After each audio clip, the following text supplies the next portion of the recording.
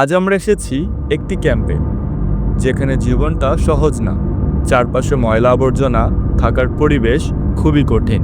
এখানে অনেক মানুষের ঠিক মতন থাকা খাওয়ার ব্যবস্থাও নেই।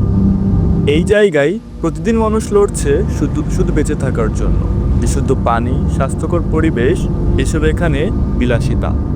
কিন্তু এই কষ্টের মাঝেও আছে কিছু ভালো দিক, কিছু আশার আলো। এই ক্যাম্পের নারীরা বসে নেই, তারা ছোট ছোট দোকান দিয়েছে, নিজেরা পরিশ্রম করে পরিবারের হাল ধরার চেষ্টা করছে। এই দোকানগুলো শুধু আয় করার জায়গা না, এগুলো আত্মসম্মানের প্রতীক, টিকে থাকার শক্তির গল্প।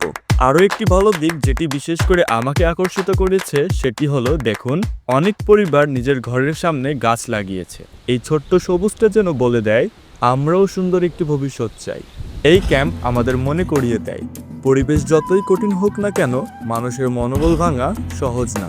এই মানুষগুলোর দরকার শুধুই সহানুভূতি না, দরকার সুযোগ।